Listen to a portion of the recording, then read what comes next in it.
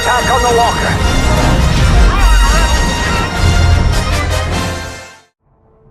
What is up, guys? Welcome back to another episode of Rokz Gaming.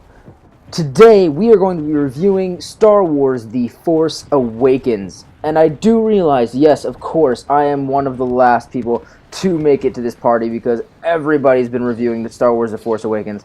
But, you know, I wanted to make sure, because this review is definitely going to include spoilers, so if you haven't seen the movie, which I don't know why you haven't at this point, because that's just crazy, and the fact that you're watching this means you're interested in the movie, but yet you haven't seen it yet. It's confusing to me, but either way,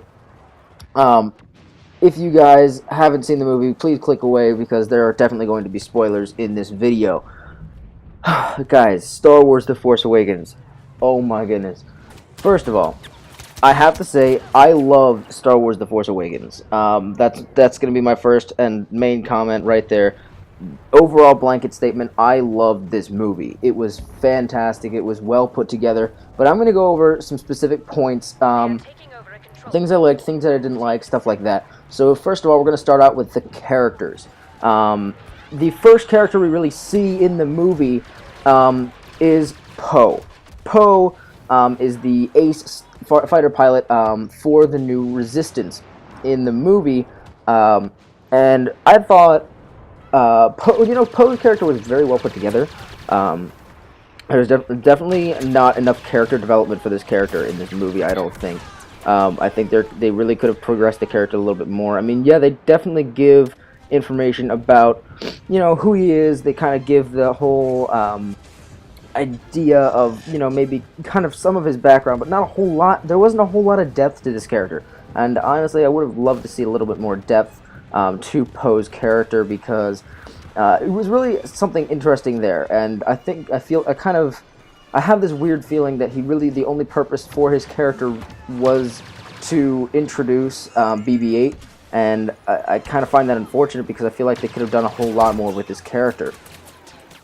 Then, of course, we have Finn, the stormtrooper turned resistance fighter slash whatever you can really consider him. He's a main protagonist in the movie and really does give a lot. He has a lot of character development. There's a lot of interesting emotions that he has going on throughout the movie. You can see he has definite feelings for Rey throughout the movie, and he's really.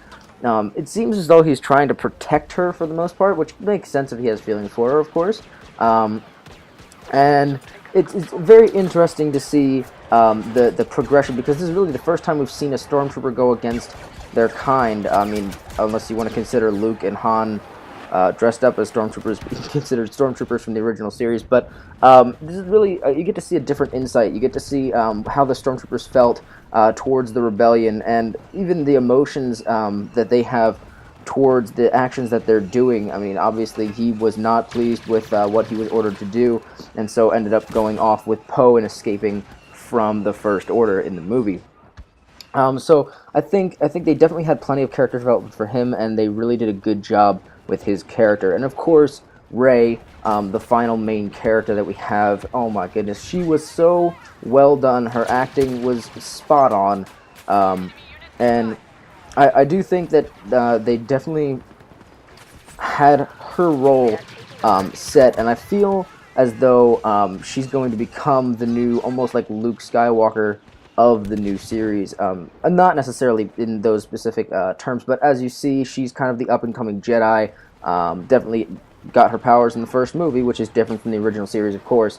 But at the same time, definitely kind of seems like that focal point character that everyone's going to be able to relate to and stuff like that. And also, it's awesome to have a really strong female character in the movie, because, I mean, yeah, in the original series you had Princess Leia and everything, but even she didn't really participate in as much of the action as a lot of the men in the movie, whereas Rey is literally the pivotal focal character and the main Jedi in the movie, which is very interesting and awesome to see, honestly. We're going to move on to the plot, and I think this plot, although it had a lot of ties into the original Star Wars trilogy, and a lot of similarities between the new movie and the original trilogy. I think that there's a lot to say about the differences as well. I mean, yes, we get the same typical deserts like scene opening that we see from the original movies, and we get a similar ending where they're standing out on a bridge and someone ends up falling off, and obviously, again, spoilers. It was Han Solo that fell off, and I mean, it's interesting to see the ties that they made back to the original movie. Of course, you have the Millennium Falcon coming back. You got the original characters Han Solo, Princess Leia, and Luke Skywalker all coming back. Chewbacca was awesome. But I think the overall plot, the progression from just seeing this turned stormtrooper meet up with this random girl and kind of be forced into this extravagant adventure to try to bring this droid back to the Resistance in order to find this almost myth that they call Luke Skywalker. It is definitely different, and I really did enjoy it. I think it was very well put together, and I think that it's a good start for the new series that is guaranteed to continue off of it. And I think that they can really do a lot furthering the story through this movie and the rest of the movies that are coming up. Specifically, the one major thing I want to mention, definitely into this plot section, is the ending with Luke Skywalker and Rey up on top of the mountain. I think that was a very, very justified way to end the movie, and a lot of people are like, oh, we wanted to see more, or like maybe Luke could have grabbed the lightsaber out of her hand or something. But I think the way that they ended the movie with the two of them looking at each other, her holding the lightsaber out towards him, and kind of that like circular shot that they did, I think that was a really great way to end off the movie, because first of all, it leaves you suspended and you're waiting for more, and there's something else to get from that, and at the same time, there's just you kind of, you can look at the emotion on her face, and she's almost crying in the final scene. And then you see Luke Skywalker's face. It's very rough and coarse, and obviously he's been through a lot since the time that he's left Leia, Han, and the new Jedi Order that he had tried to put together. And so, altogether, I think that's a very, very well put together ending. And also, I think it was very good that they didn't have Luke Skywalker completely surpassing the entire movie and like encompassing the entire thing, because it really I feel like that would have been way too much of a similarity to the original series, and probably could have ruined the movie. But I'm happy with the way they ended it off, and I think they kind of summed it up all really, really well.